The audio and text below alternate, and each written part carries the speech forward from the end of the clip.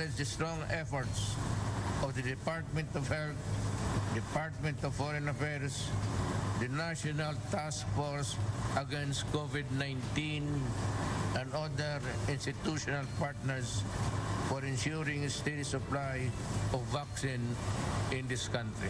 Amidst the threat of variants, you attended to prompt and safe and effective delivery, distribution, administration of the vaccines across the country. Let us work together to put an end to this disease and its harmful effects to our people and the economy for nearly 2 years now.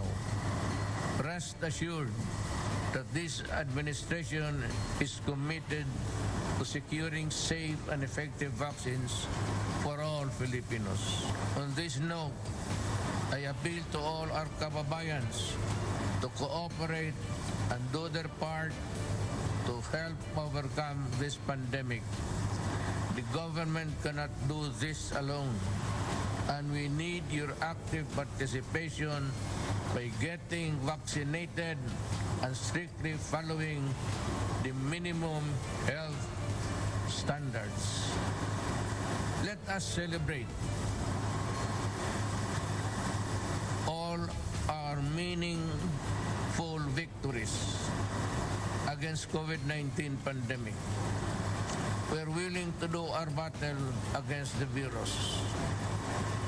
Let us continue to be safe and in good health. Again, in behalf of a grateful Filipino nation, thank you to the Russian government. Mabuhay ang Russia at ang Pilipino. Salamat po. The Newsday continues here on One News Now. I'm Charles Lejano. The Philippine economy grew by 7.1% in the third quarter, blowing past the 6.5% consensus estimates. The third quarter GDP is a reversal of last year's 11.6% contraction, but slower than the revised 12% expansion in the previous quarter. Looking at the sectors, industry and services grew, contributing the most to GDP growth, but agriculture continued its contraction in the third quarter. With better than expected growth in the third quarter, NEDA Secretary Carl Kendrick Chua says full-year growth is on track to hit the 4 to 5% target. The government is likewise expecting stronger growth in the fourth quarter, driven by the reopening of the economy and higher vaccination rates. Business tycoon Ramon Ang says he's open to sell Petron Corporation back to the government to help manage oil prices. Ang, however, warned the government of possible losses if ever it decides to manage the firm. Mobile journalist Pamela Vasquez gives us the front seat to the story.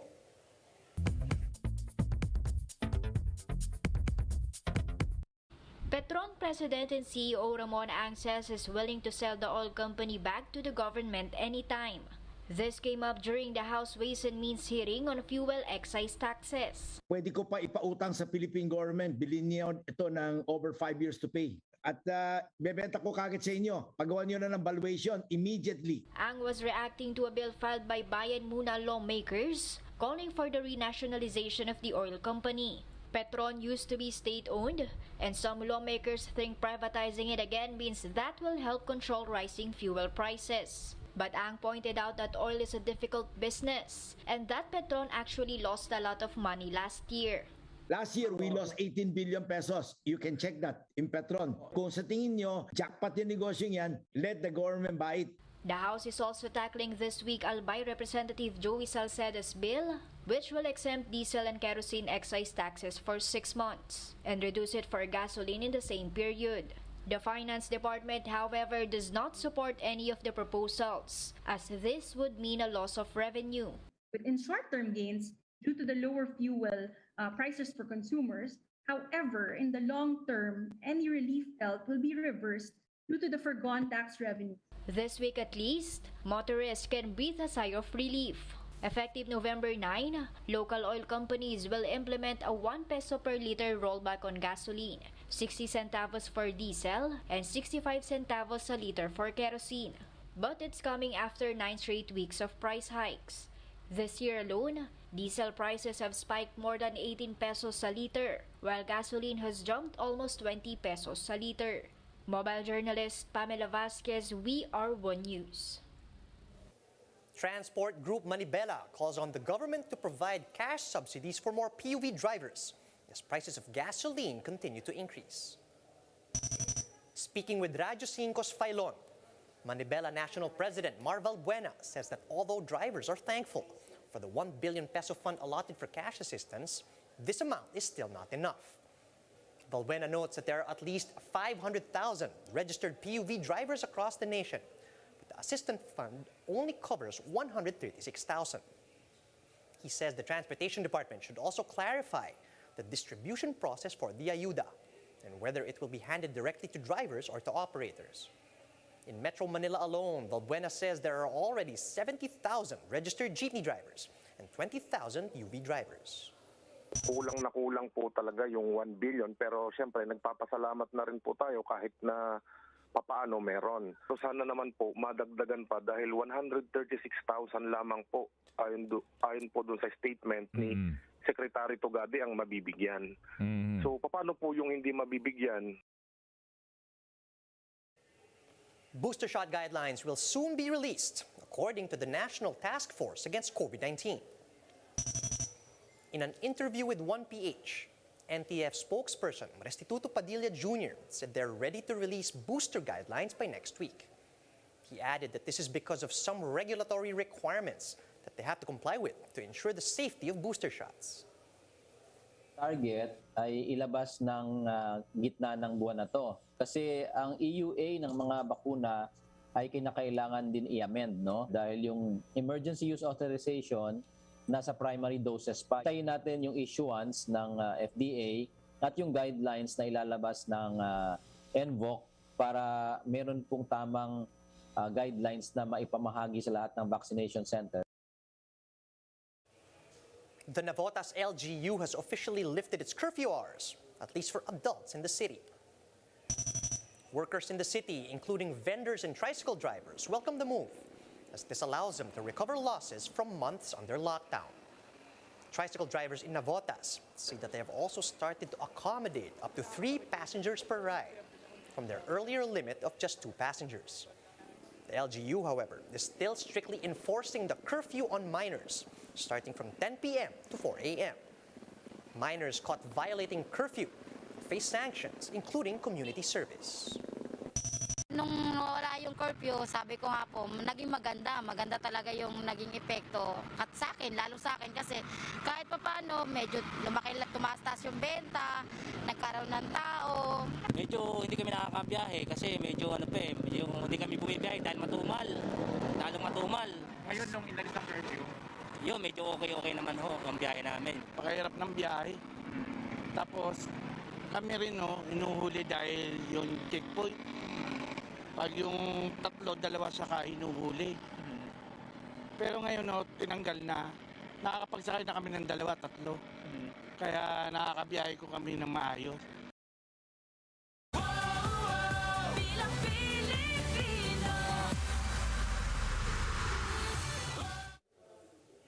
Ferdinand Marcos Jr. is challenging Vice President Leni Robredo to order her supporters to pull the plug on the petition to cancel Marcos Jr. COC. Bongbong Marcos's camp is convinced the Liberal Party is behind the petition. But Robredo had already denied having any hand in the matter. And she said if she wanted to prevent Marcos from running for office, she would have done so in 2016, when they first vied for the vice presidency. But Marcos Jr. isn't convinced.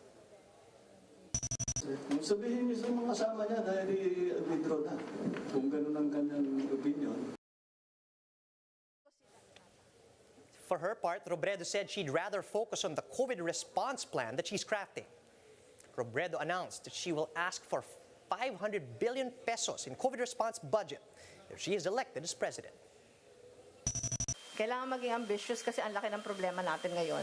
Kasi maraming mga departments ang pwede nating i-reorient yung kanilang budget para ang focus COVID response.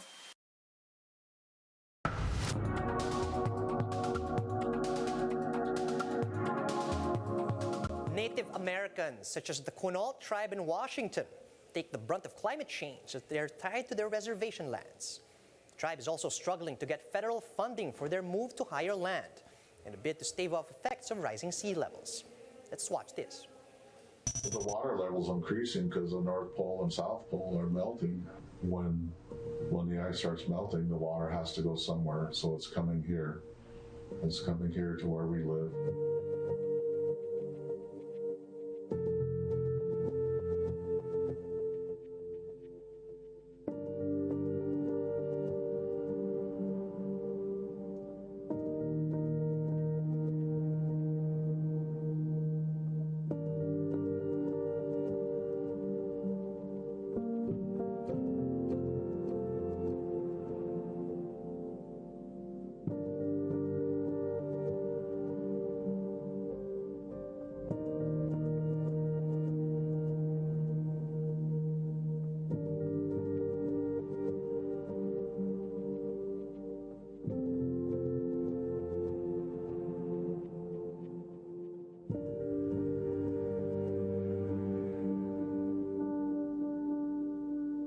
The relocation site is more than 100 feet above sea level, and it's about a half mile inland. So the relocation area will be the site of our community services, our new store. We'll probably have at least 200 to 300 homes when it's finally all said and done. We have cleared a site off for 50 homes right now, but we need sidewalks, streets, drainage, water system, electricity. We need all the services that are available to be provided to us, and the funding is competitive, so it's real hard for us to get.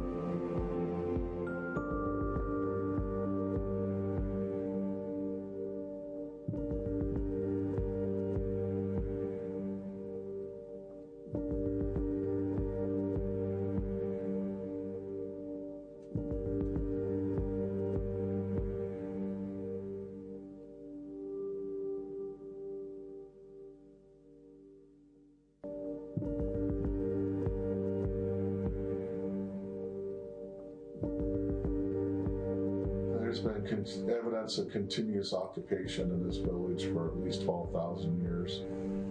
So there's evidence that we've been here a long time.